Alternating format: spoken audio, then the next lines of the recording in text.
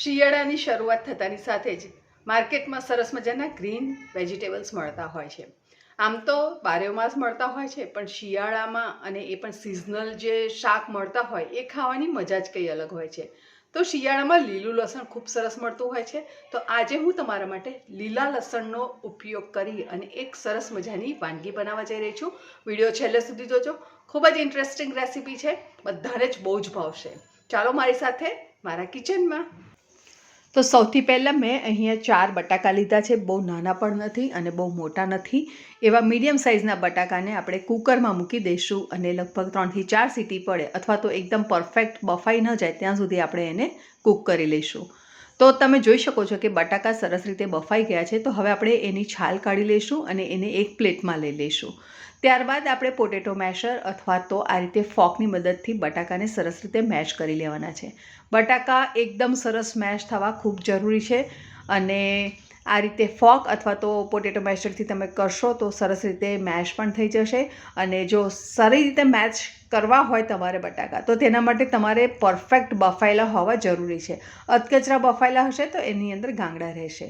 તો સરસ રીતે બટાકાને મેશ કર્યા બાદ આપણે હવે એની અંદર 3 લીલા મરચાં લીધા છે અને એને બારીક સુધારી લીધા છે. એને અંદર ઉમેરી લઈશું અને અહીંયા મેં થોડા મરચાં મોળા હોય એવા લીધા છે. તમે તમારા ટેસ્ટ પ્રમાણે લઈ શકો છો. 1 ટીસ્પૂન મરી પાવડર ઉમેરી લેવાનો છે. મરી પાવડર ખાસ ઉમેરો, જેથી કરીને બટાકા સરસ રીતે ડાયજેસ્ટ થઈ જાય અને પચવામાં પણ એકદમ હલકા રહે, વાયડા ન પડે. ત્યારબાદ આપણે અહીંયા 1 ટીસ્પૂન આદુની પેસ્ટ ઉમેરવાની છે. જો તમને આદુની કતરણ ઉમેરવી હોય તો નાના નાના ટુકડામાં કટ કરીને પણ તમે ઉમેરી શકો છો. 1/2 ટીસ્પૂન ગરમ મસાલો લેવાનો છે અને સ્વાદ પ્રમાણે મીઠું, અથવા તો અહીંયા મેં લગભગ 1 ટીસ્પૂન જેટલું મીઠું ઉમેર્યું છે. ત્યારબાદ આપણે 1 ટેબલ સ્પૂન જેટલો લીંબુનો રસ લેવાનો છે અને લીંબુનો રસ ઉમેર્યા બાદ આપણે અહીંની અંદર ઉમેરવાની છે સુગર. અહીંયા મેં પાવડર સુગરનો ઉપયોગ કર્યો છે, જેથી કરીને સરસ જલ્દીથી મેલ્ટ થઈ જાય. પણ તમે જો આખી ખાંડ ઉમેરવા માંગતા હોય તો તમે ઉમેરી શકો છો, અથવા તો તમને ન ખાવી ગમતી હોય ખાંડ તો તમે એને સ્કીપ પણ કરી શકો છો. હવે અહીંયા મેં 1 ટેબલ સ્પૂન કિશમિશના ટુકડા કરી લીધા છે અને ત્યારબાદ આપણે અહીંયા એની અંદર ઉમેરી લઈશું 2 ટેબલ સ્પૂન કાજુના ટુકડા. બધી વસ્તુને આપણે સરસ રીતે મિક્સ કરી લેવાની છે. પણ એ પહેલાં આપણે એક વઘાર્યું જેવું લઈશું અને એની અંદર લગભગ 2 થી 3 ચમચી જેટલું તેલ ઉમેરી દઈશું અને તેલ ગરમ થાય ત્યાં સુધી આપણે એને થવા દેવાનું છે. ત્યારબાદ આપણે એને ગેસની ફ્લેમ ઉપરથી ઉતારી દેવાનું છે અને એની અંદર આપણે અડધો કપ બારીક સુધારેલું લસણ ઉમેરી લેવાનું છે અને એને થોડીવાર માટે એને મિક્સ કરી લઈશું, જેથી કરીને લસણની કચાશ નીકળી જશે અને એનો ટેસ્ટ પણ સરસ આવી જશે. તમને કાચું ખાવું ગમતું હોય તો તમે કાચું લસણ પણ એની અંદર ઉમેરી શકો છો, પણ આ રીતે કરવાથી એનો ટેસ્ટ વધારે એન્હાન્સ થશે અને એનો સ્વાદ પણ ખૂબ સરસ આવશે. હવે આ રીતે તમારે જો વઘાર કરો તો તમને જીરું ખાવું ગમતું હોય તો તમે જીરુંનો પણ અંદર ઉમેરી અને એનો વઘાર કરી શકો છો. તો ફ્રેન્ડ્સ, રેસીપી અહીંયા સુધી કેવી લાગી તમે ચોક્કસ મને જણાવો, અને જો વિડીયો ગમ્યો હોય તો વિડીયોને લાઇક કરો, ચેનલને સબસ્ક્રાઈબ કરી બાજુમાં આવેલા બેલ આઇકોનને પ્રેસ કરો અને સાથે હાઈ બટન આવે એને પ્રેસ કરો, જેથી કરીને આ વિડીયો બધાને જલ્દીથી જલ્દી પહોંચે. ઉમેરી લઈશું 1/2 કપ બારીક સુધારેલા કોથમીર, અથવા તો તમને વધારે ગમે તો તમે વધારે ઉમેરી શકો છો. બધી વસ્તુને આપણે સરસ રીતે મિક્સ કરી લેવાની છે અને ત્યારબાદ આપણે એના બોલ્સ બનાવી લઈશું.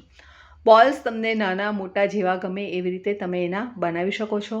અને હા, જો તમે સુગર સ્કીપ કરતા હો તો લીંબુનો રસ તમારે થોડી માત્રા ઓછી કરી દેવાની, નહીં તો વડા થોડા ખાટા થશે, અથવા તો તમારી ચોઈસ પ્રમાણે તમે એની અંદર લીંબુનો રસ ઉમેરી શકો છો.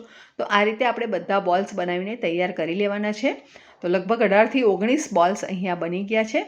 હવે અહીંયા આપણે એક બોલની અંદર લગભગ 1.5 કપ જેટલું બેસન લેવાનું છે અને બેસનની અંદર આપણે પાણી થોડું થોડું ઉમેરતા જશું અને એનું બેટર બનાવતા જશું. બેટર થોડું ગાઢું રાખવાનું છે, પતલું બેટર ન થાય તેની ખાસ કાળજી રાખવાની છે.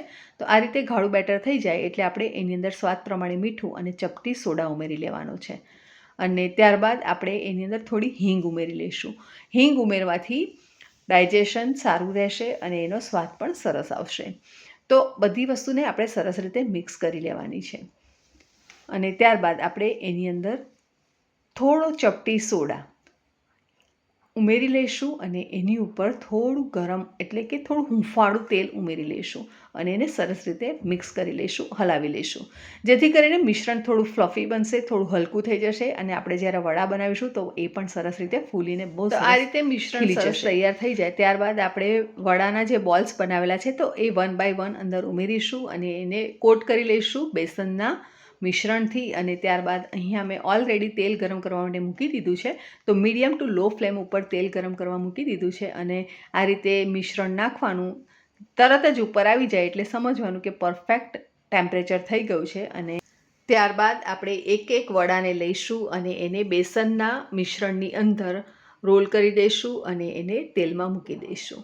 અને તેલમાં મૂક્યા બાદ આપણે તરત જ એને નથી પલટાવવાના, થોડીવાર સેટલ થવા દેવાનું અને આ રીતે એની ઉપર તેલ છાંટવાનું, જેથી કરીને ઉપરનું લેયર પણ સરસ રીતે તળાવા લાગે અને ત્યારબાદ આપણે એને પલટાવવાના, જેથી કરીને નીચેનો ભાગ સરસ રીતે જોઈન્ટ થઈ જશે, જામી જશે અને એ સરસ રીતે તળાઈ જશે. તો વડાને આપણે લો ટુ મીડિયમ ફ્લેમ ઉપર ગોલ્ડન કલર આવે ત્યાં સુધી એને તળી લેવાના છે અને આ રીતે કાણાવાળો જે જારો હોય છે એની અંદર કાઢી લઈશું, જેથી કરીને બધું વધારાનું તેલ છે એ સરસ રીતે નીકળી જાય અને બટાકા વડા જે છે તો એકદમ ઓઇલ ફ્રી થઈ જશે અને એકદમ સરસ એ કોરા લાગશે, ઓઇલી નહીં લાગે. તો આ રીતે આપણે બધા બટાકા વડાને તળી લેવાના છે. અને ફ્રેન્ડ્સ, તમે જોઈ શકો છો કે બિલકુલ તેલ લાગતું નથી અને એકદમ સોફ્ટ બટાકા વડા થયા છે અને તમે જોઈ શકો છો કે હાથમાં પણ બિલકુલ તેલ નથી દેખાતું. વડા બનીને તૈયાર છે. એન્જોય કરીશું ગ્રીન ચટણી સાથે, લસણની ચટણી સાથે, ક્યાં પછી એને એમ જ ખાવાની પણ ખૂબ મજા આવે છે. તો ગુજરાતી સ્ટાઇલ બટાકા વડા કેવા લાગ્યા ચોક્કસ મને જણાવો. ફરી મળીશું નવી સહેલી સાથે, ત્યાં સુધી આવજો.